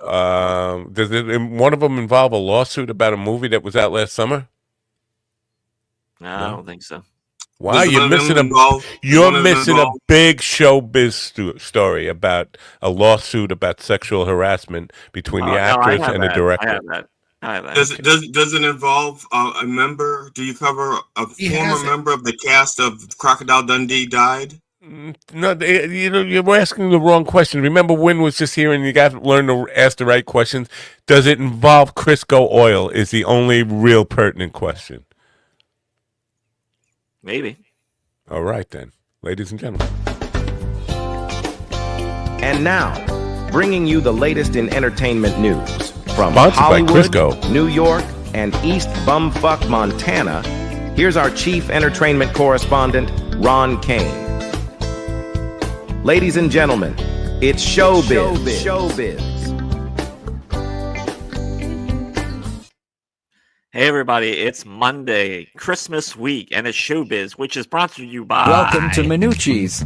That's right. Steven, did you get paid for this modeling shoot? Still awaiting my check, but I was promised a hefty payday for it. Welcome to Minucci's. Probably going to pay you in bacon. Yep. No, and make sure you stop at Minucci's on Christmas for Christmas dinner. You can come by for our Eat Out of the Garbage Pail buffet, which starts at 11 a.m. So, have you ever had bacon on pizza? Yes. What? Of course I've had bacon. What haven't I had bacon on? Wow. I don't know. It just doesn't seem right. I'd rather have pineapple on my pizza. Well, speaking of bacon, the Titan doc is coming out next year. This is the submersible that imploded on its way down to see the Titanic. And apparently the guy that's involved in this doc, he's the co-founder of this company. And he was the last person to see these people alive, and he waved to them as he closed the hatch. Wow. So he's trying to get money back to cover lawsuits? Is that why he made the movie? He's building a new one with the PlayStation 5 controller, a little more updated. Yeah, who knows? But that is coming next year if you're interested in seeing that. Does anyone have interest in seeing that? No. I do, but only because I understand what implodes means, and I understand like all of that is. But then the wreckage they pulled out didn't quite look that way, so I was confused. So I'm interested to see it for that reason. But I would be interested in audio of the horrific screams towards the end. If they have that, that's all I really care They about. said it happened so quick there was no time to scream. It was instantaneous. It was just pop. So see, we need to do that for the next one. Let's slow it down so there's time for them to. Oh my God. The opening scene is just a dark ocean. And it's just like some strings playing, and all you hear is a balloon slowly deflating. I have to admit, I'm a little jealous because that's how quick I wanted to go. I mean, there's no way out. No, it doesn't say they died quickly. I mean, it imploded, but no, they said that they wouldn't have even had time to have felt it. Oh, really? Yeah, it's just pressure. I thought they'd had a couple of seconds of life. No, it was a rapid decompression. This is the privilege of being uber rich: is you can buy a death that comes that instantaneously. It's a privilege. It's death privilege. It's white death privilege. They were essentially turned to mush instantaneously, is what happened. Yeah. I'm all for thinning out the herd of stupidity. Stupid people who think they do things just because they can. Well, no, the thing is I think they did it, but they did it the rich guy way, and they took shortcuts, which I think is why he's doing this documentary, is to try to prove they didn't take shortcuts. But I mean, for all intents and purposes, all the experts. You just said that wrong, and that pisses me off. What, intents and purposes? Intents and purposes. That's what I said. Intents and purposes. No, that's not what you said. I didn't say. Play back the tape. Okay. Well, the purposes. Okay. All right. You can RFK me later, but yeah, from all the experts that weighed in that I've read, they all say that they took a lot of shortcuts, and that's part of the reason it failed the way it did. You're not going to believe this. Kim Kardashian is trending on my page now. Leave me alone. She's after me. But speaking of rich people, to go along with this, there is this video has been floating around on Reddit, and hopefully the volume is YouTube. Are you? And all you poor fuckers out there, you know, and we're gonna show that. Oh, there's music playing. I don't want to play any more of that. But it's basically this very rich guy out telling everyone to go fuck themselves. Oh, he's they don't have enough presents under the tree and things like that. So that guy, he's one of those financial what's the word I'm looking for? Like motivational speakers, and he goes in and he just talks like at the highest vulgarity level possible at people for 2 hours. He calls them, "You stupid fucking cunts," and he's like, and like just shit like that for 2 hours. And he shits on people, and he talks shit on poor people, and that's what he does for 2 hours. Audio books out. He has audio books out. He has books out. He has YouTube videos. That dude is a fucking monster. I don't understand.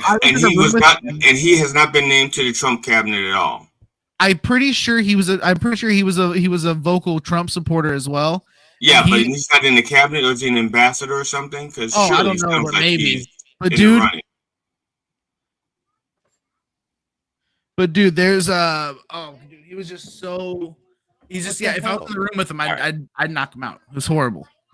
Let's move on. I think somebody's taking my house apart. By the way, I mean literally like deconstructing me as well. Go ahead.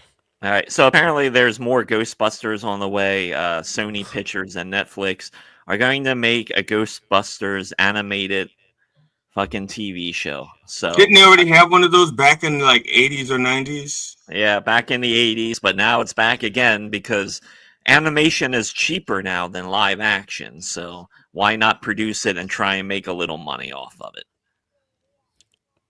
Okay. And speaking of money, this picture is from Andor. This is a Star Wars series that is on Disney Plus. The second season drops in April. They have spent $645 million to make these 2 seasons so far. So explain to me how the numbers work to pay for all these fucking projects that are like $500 million and even approaching $1 billion. Disney World, bro. It's $17 for a bottle of water. Yeah, that means the profit that they're making from the parks is being lost in movies. It's all kind of lost profit. Yeah, they make money, but like especially when you get into movies and TV, then the financials start getting a little weird. Well, investors and shit like that too. In the first segment, we talked about trust.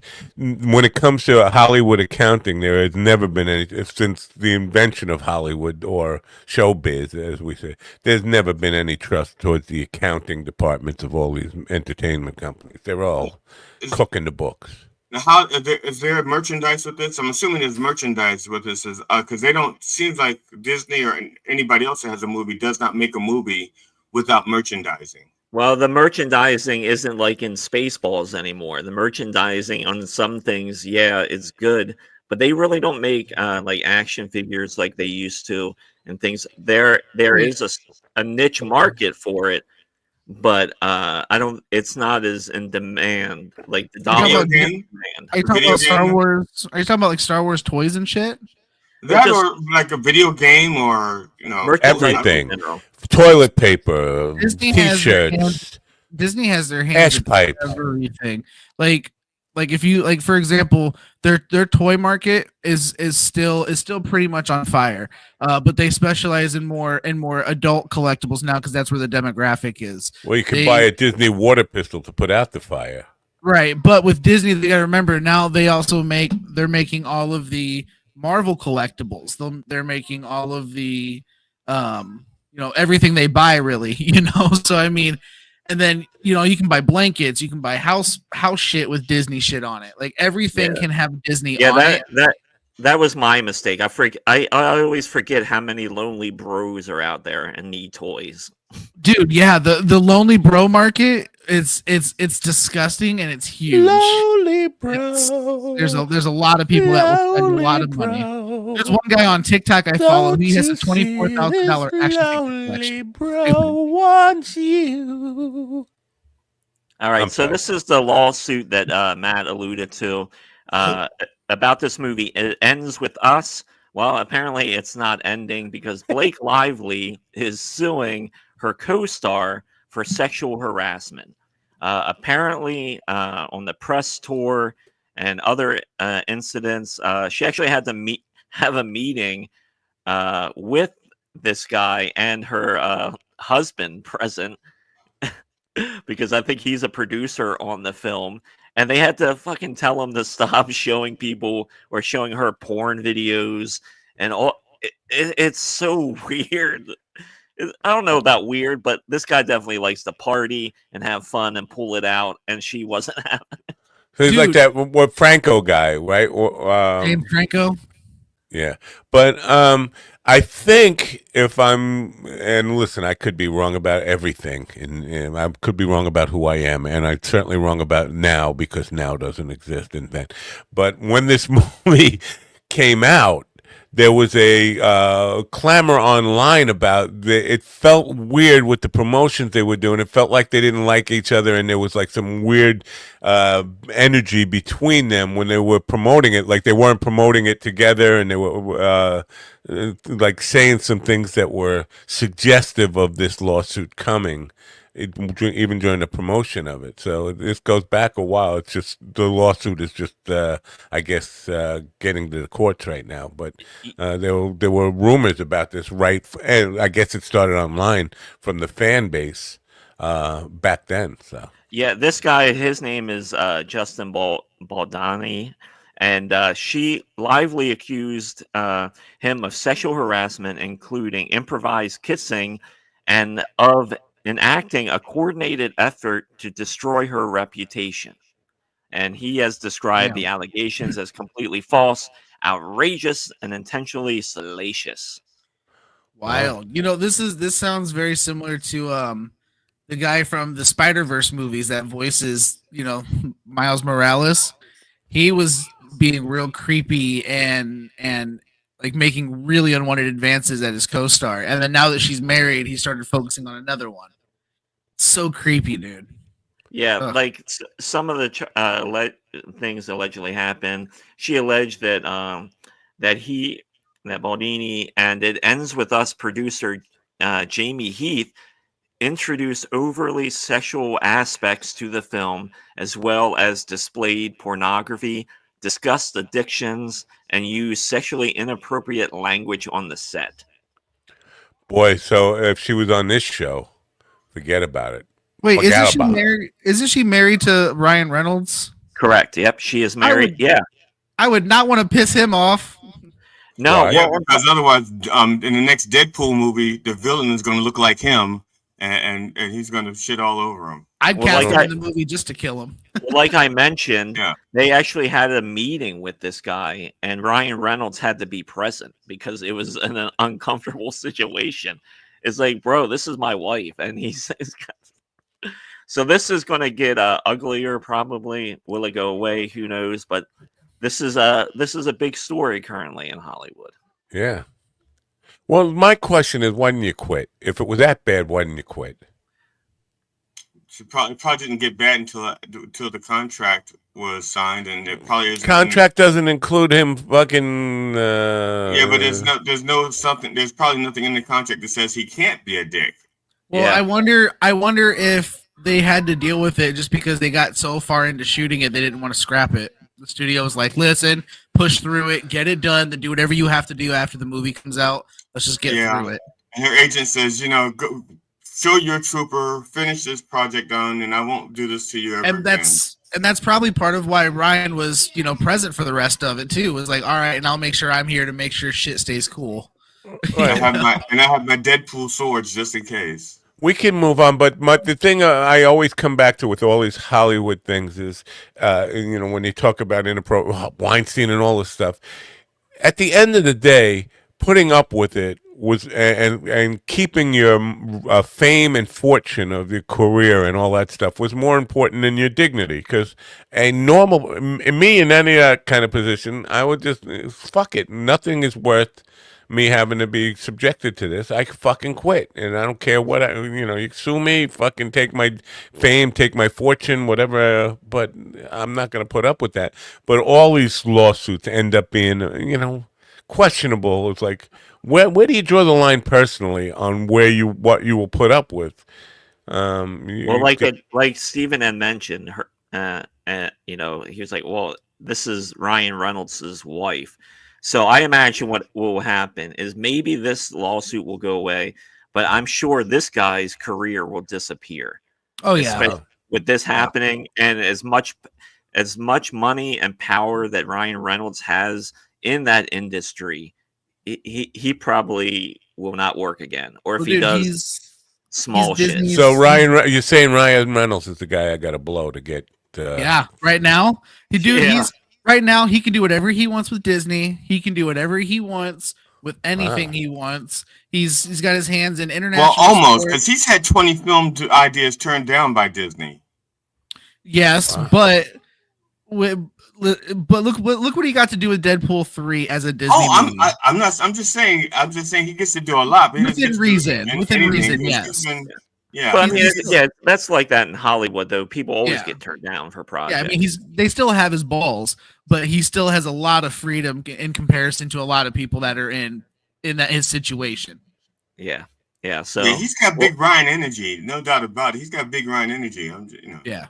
So this is Mr. Beast. I'm not sure if any of you have watched the game show that is out on Prime, because we had mentioned this before about the working conditions and all that. I checked out the 2 episodes they have out. It's all right for a reality show. It's they do a lot of psychological shit with them and on teams, and but in the end, it's just another reality game show. Has anyone else watched this? Of course, I'm not going to watch it, but it comes up. It's constantly being pushed by what is it, Amazon Prime or wherever the fuck it. Yep. Yeah, it's every time I open up the app, it's like, you want to watch this? It's like, no, why would I?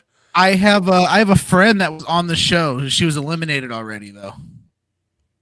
Okay. You talked about it yet? So not on the show. No, you have a friend on the show who's not on the show, is what you're saying. But I wonder if she'd be willing to come on and talk about it. Okay, I wonder too. Talk about it until the air, because sometimes they have like NDAs and they can't talk about it until that particular episode is then aired. Yeah. Well, right, yeah, but because her face was on the billboard and everything, but she was on the first team that was eliminated. Wow. So, well, yeah, if she was eliminated in that first or second episode, we could probably talk to her. So as long as she's not giving anything away.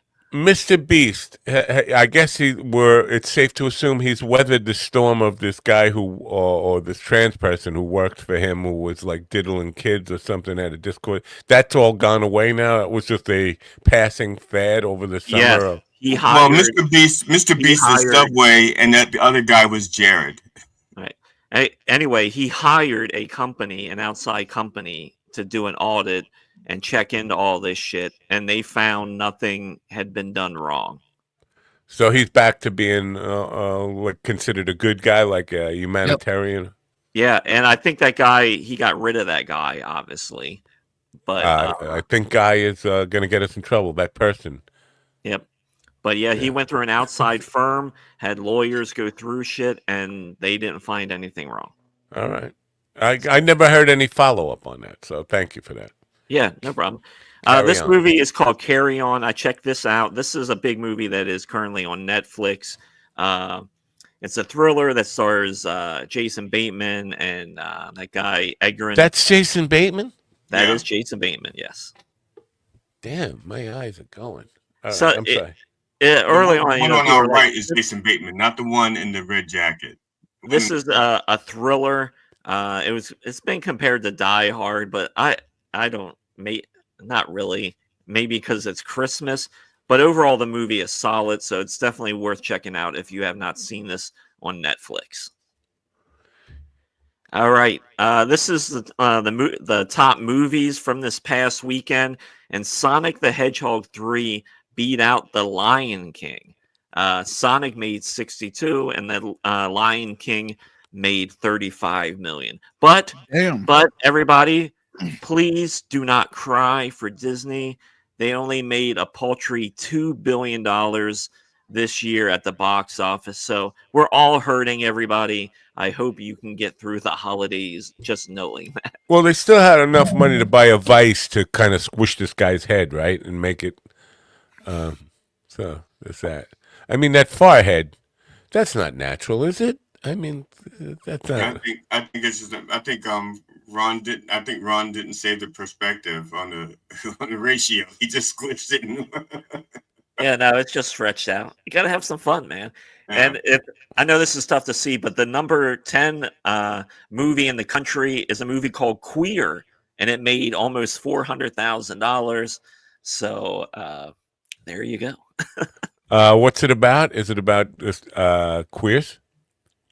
No, it's about a husband and wife that find a sexual relationship with a gay guy. How queer.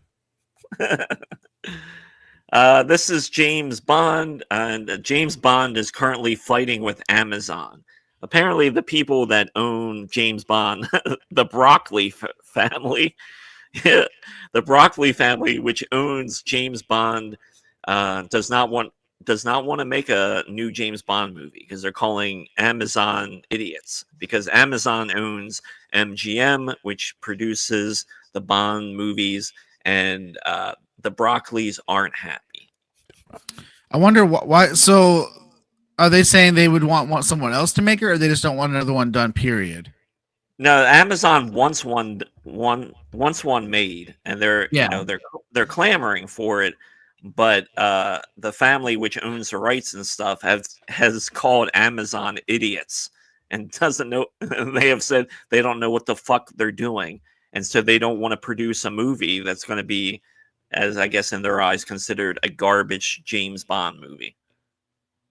Hey, the lady from the game show has agreed to be on. Oh yeah, cool. Is that her name? Jessica Phillips. Send her a link to minddogtv.com/booking. Yep, get her booked. Not that I'm planning on being alive much longer, but you never know. It's worth taking. And don't worry, and she'll be able to stand us up in a week or two. So this is the 2024 highest grossing comedians of the year. This list came out, and some of it you would expect, but number 10 is Joe Coy. How much do you think Joe Coy made in 2024? 8 billion. Somewhat close, 26 million. Damn, he just. How's the guy supposed to live on that?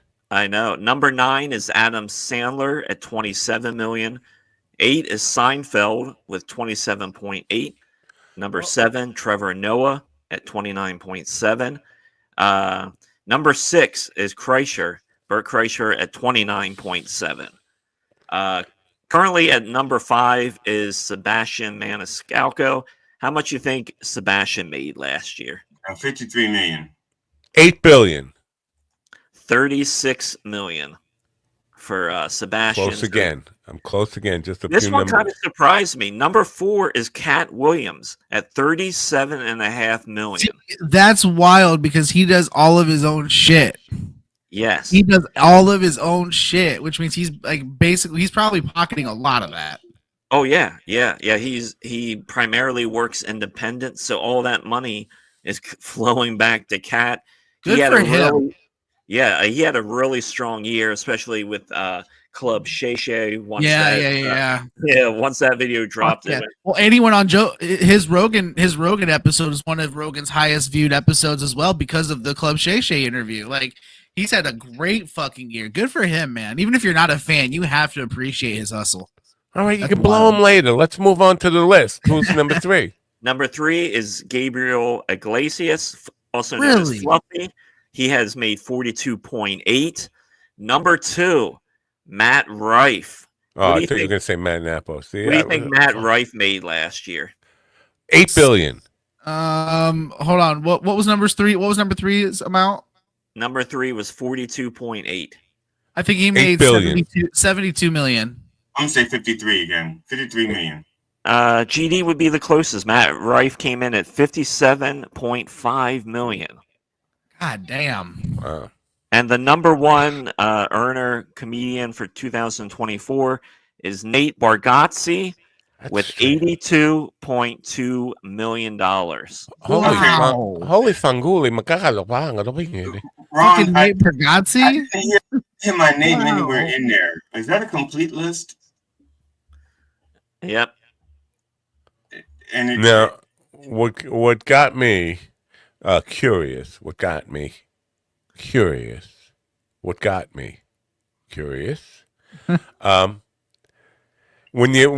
Seinfeld and Sandler were on that list. Now that's not from stand-up specials, right? That's from movies and stuff. When they're counting in, that's where it gets a little fuzzy with comedians because we always hear. Oh, no, this is from Billboard. This is ticket sales.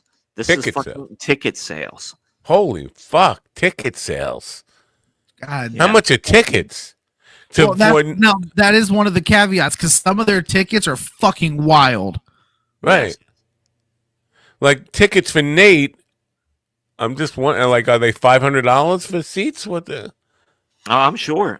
In certain places, because a lot of comedy shows have gotten like fucking rock shows where they're so overly priced that just to get in the door to see a fucking band or a comic. I'm curious about those 10 comics. By chance, how many of them do we know? Well, not me. I don't know any of them. Or 2 of them, I think I know. But do you know the politics? Like, I'm just like conservative comedians versus progressive comedians. No, these are all progressive comedians. These aren't right wingers. Okay. That's wild, though, man. Like, because obviously, I think Kreischer is kind of right wing, no? I don't think Kreischer really comments on the political stuff a whole lot.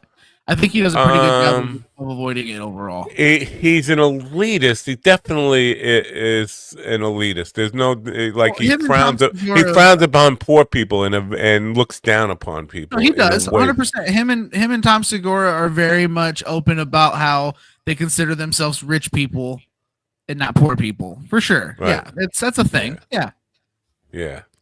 I still watch them, but yeah, I agree. Well, with the way the ticket structures are set up, then it seems like those other ones ticket sales. So it sounds like Cat Williams is actually the one who made the most money because he's not kicking back to like corporations and stuff with these like ticket sales. And it sounds like Cat Williams may be like the highest grossing or the highest netting comedian. No, right? it's definitely Nate. So some of that money does Nate see? That's what I'm saying. If it's corporate, if Nate, again, it's just what Billboard has as the highest grossing. So they're not categorizing what it's going to. They're just saying what they made. Right, that's what I'm saying. So I'm saying so maybe the highest netted comedian is Cat Williams because he's got the least overhead. Like he's kicking the least amount of money back to corporate If it's just ticket sales, yeah, because Adam Sandler probably made more than all of them with movie shit. Well, that's what I wanted to talk about, because now the caveat there, ticket sales, how many shows are they doing? Is Adam Sandler like on tour, or did he do like just a couple of shows and manage, like if he only did 2 shows and managed to get $42 million? He went on tour. Okay, I got the show count. So Joe Coy at number 10, he made $26 million. How many shows do you think Joe Coy did? 12. 36 million. 224. All right, idiots. It's 83. 83. Close. I was close. Adam Sandler did 26 shows and made $27 million. Wow. Oh my God. An average of $1 million a show. 27.8 at 36 shows. So Sandler did better per show than Seinfeld. But Sandler is also a bigger star. Yeah. Trevor Noah, 29.7, 94 shows. Burt Kreischer, 29.7, 64 shows. Sebastian. Hold on. Well, before we move on from Burt, is that because he does these shows that are mega shows where he puts a lot of different people on, right? The Burt Kreischer. I wonder if it's counting headline shows. Well, yeah, that's because when you talk about that many shows that he's done, I think that seems like the shows he's done with an extended cast and crew. Maybe, but he did 64 shows and he made almost $30 million. That's a pretty good fucking take for a comedy. Okay. You may move on. Yes. Sebastian, 36.5 million. He had 53 shows. Cat Williams, 37.5 at 60 shows. Gabriel, he made 42.8 at 124 shows. That's Matt Rife. Here's the thing about Matt Rife. Matt Rife, 57.5. He did 256 shows. Holy fuck. That's a lot. Number 1, Nate Bargatze, 82.2 million. Number of shows, 148. It's still a lot of shows. A lot of shows. Like he's constantly out there working. I guess you make the money while you can, right? And then exactly. Yeah, I mean you can't fault these guys because it is entertainment. So you got to get while the getting's good because you never know when that gravy train's going to end. That comedy bubble will pop at some point. It always does for a little while. So I'm shocked that people will pay that much for tickets, though. I mean, I'm always shocked when rock stars do it, but then I figure, they're. I think it's similar to the rock star thing because when you go to a show, you always hope that there's some special guests. And with a lot of these guys, for example, when you go see Sandler, there's times where he had Rob Schneider with him or he had David Spade with him. There's time, you get Burt Kreischer, you might get Tom Segura or anyone from their group of friends. If you go to Burt Kreischer, you get everybody who's ever been in comedy, basically. Well, right, and then you go to a Rogan show or anyone in Rogan's camp, and you might get Ron White, or you might get Theo Vaughn, or you might get Shane Gillis popping in. You might get RFK. So yeah, but that's what I'm saying. Is these shows, a lot of these bigger names,